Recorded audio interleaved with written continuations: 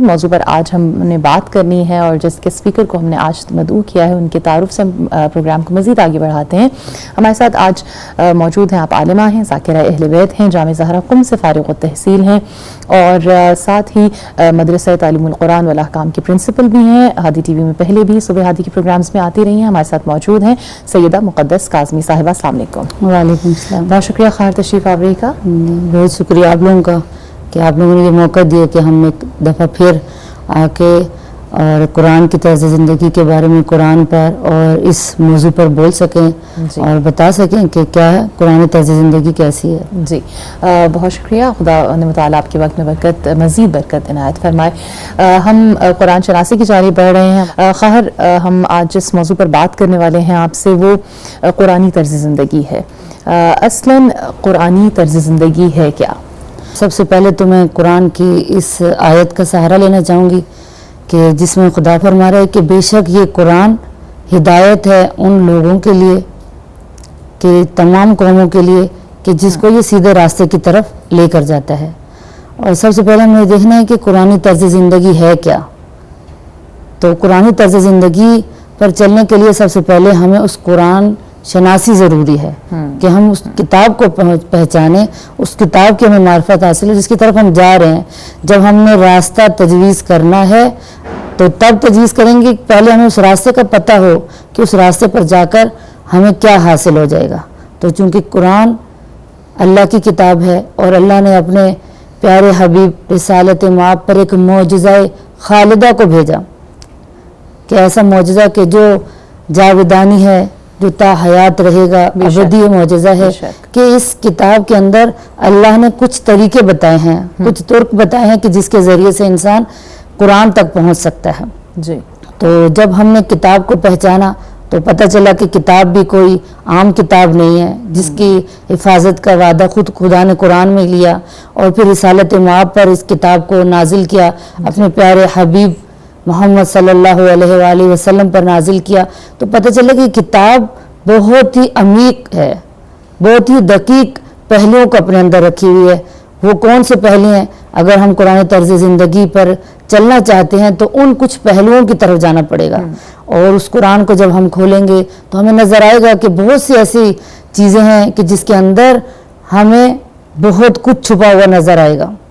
تو سب سے پہلے کہ اگر ہم قرآن پر چلنا چاہتے ہیں تو دیکھیں قرآن ہم سے کیا چاہتا ہے. جی بالکل.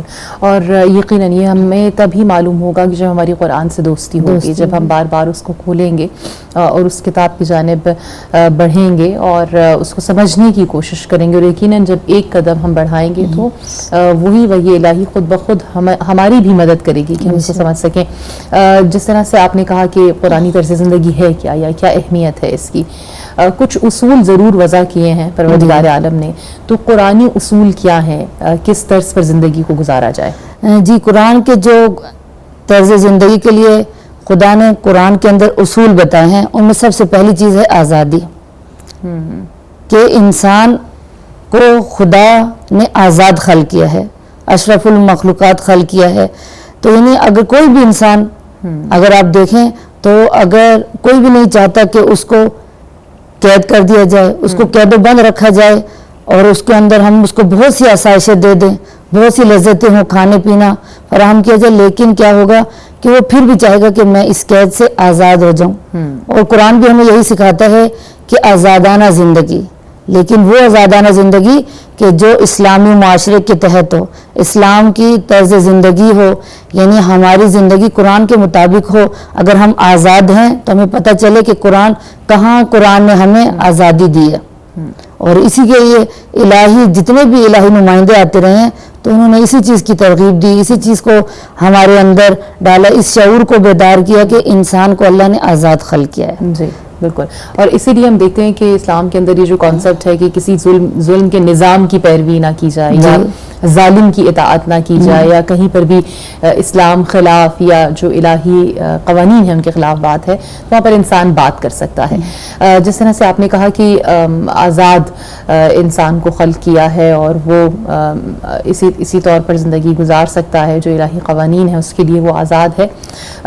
کچھ انفرادی اصول ہیں جس میں ایمان یا انفرادیت کے انسان کیسا ہو، کچھ اجتماعی زندگی بھی ہے، اس کے لیے بھی اصول ہے۔ میں چاہوں گی کہ انفرادی زندگی پر پہلے مزید ہم آئیں، جس طرح سے آپ نے ایمان کے اوپر یا آزادی کے اوپر بات کی، تو مزید کون سے ایسے قرآنی اصول ہیں کہ جس انسان اپنی شخصیت کو بہتر کر سکتا ہے؟ اس کے لیے سب سے پہلی چیز یہ ہے کہ وہ کہ انسان کا اخلاق، کہ قرآن انسان کو اخلاق کی طرف دعوت دے رہا ہے سبحان اللہ۔ کہ ٹھیک ہے کہ آپ انسان کے اخلاق کیسا ہونا چاہیے، قرآن ہم سے کیا چاہتا ہے کہ انسان کا اخلاق ٹھیک ہو، آپ کو ہمسایوں کے ساتھ اخلاق کیسا ہے، آپ کا رشتہ داروں کے ساتھ اخلاق کیسا ہے، آپ اپنے بہن بھائیوں کے ساتھ کس طرح سے کون سی روش اختیار کر رہے ہیں بات کرتے ہوئے، بڑوں کا احترام کیا ہے۔ قرآنی طرز زندگی کے لیے ضروری ہے کہ عدل و انصاف کو قائم کیا جائے۔ درست۔ اور اگر ہم بات کو اور مزید آگے بڑھائیں تو ہم معاشرے میں ہر برائی کی جو جڑ ہے یا فساد کی جڑ ہے وہ اسی چیز کو دیکھتے ہیں کہ جب معاشرے میں عدل نہیں ہوتا، عدل قائم نہیں ہوتا، تو ہم دیکھتے ہیں کہ وہاں پر پھر ظلمت ہے، اندھیرا ہے، تاریکی ہے، اور ہر قسم کا جو گناہ ہے پھر اس معاشرے کے اندر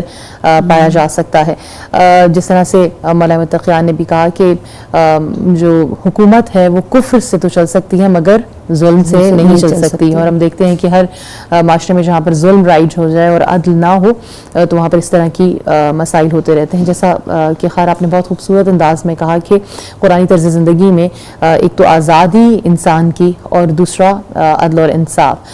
اخلاق پہ میں چاہوں گی کہ ہم مزید بات کریں کہ ہم اگر قرآن پاک کو کچھ حصوں میں منقسم کریں تو ہمیں اس میں عقائد نظر آتے ہیں، اخلاق نظر آتے ہیں، ہسٹری نظر آتی ہے کہ جس میں مختلف انبیاء علیہ السلام کا تذکرہ ہے، جو اخلاق پر پروردگار عالم نے جن چیزوں پر ایمفیسس کیا ہے اور جس کی ہمیں کمی بھی نظر آتی ہے، اس کے بارے میں کیا کہیں گی؟ جیسے کہ رسول خدا کے بارے میں خدا نے فرمایا کہ رسول خدا ایک بہترین اسوہ حسنہ ہے، اخلاق کے پیکر ہیں، اور جس کے لیے کہا وما ارسلناک الا رحمۃ للعالمین، کہ یعنی تمام عالمین کے لیے رحمت بن کر آئے۔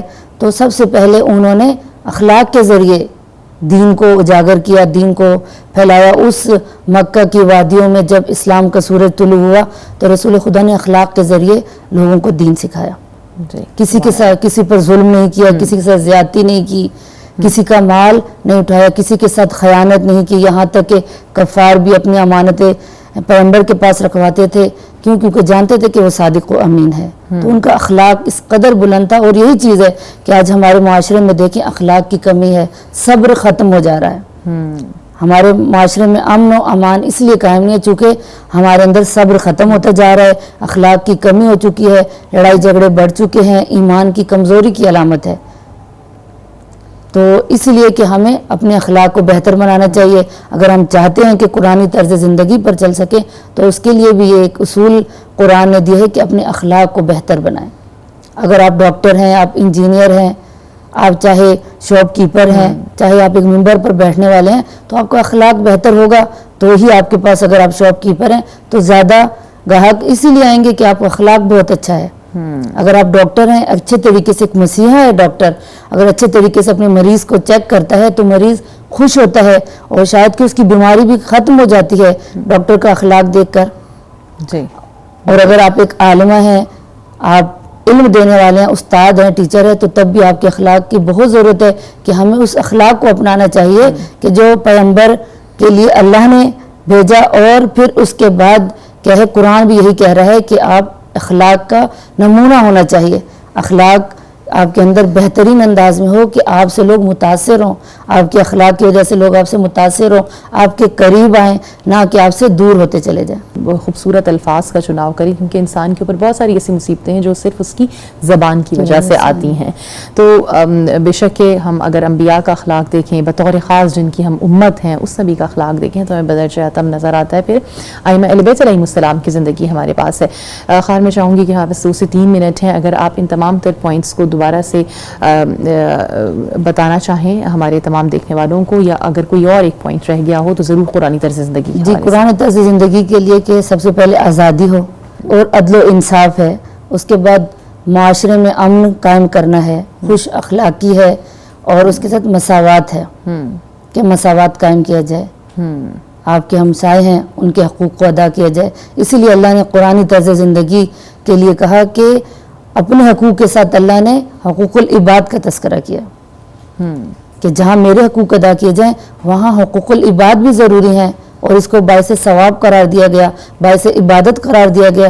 جہاں اللہ نے اپنے حقوق رکھے وہاں حقوق العباد بھی رکھے, تاکہ آپ کے ہمسایوں کے حقوق, رشتہ داروں کے, دوست احباب کے, آپ کے دوست کے, آپ کی اولاد کے حقوق کیا ہیں, والدین کے حقوق کیا ہیں, ان چیزوں کو بیان کیا گیا. اگر ہم قرآن کو کتاب انسانیت, اگر اس کو دوسرا نام دینا چاہیں اور کتاب انسانیت کہیں تو وجہ ہے کیونکہ انسان سے متعلق ہی جو موضوع ہے اس کا وہ یہی ہے کہ انسان اور کس طرح سے انسانی زندگی, چاہے معاشی ہو, معاشرتی ہو, انفرادی ہو, اجتماعی ہو, اس کو گزارا جائے, اور ایک انسان کا انسان کے ساتھ کیسے تعلق ہو, یہ بہت زیادہ مہم ہے.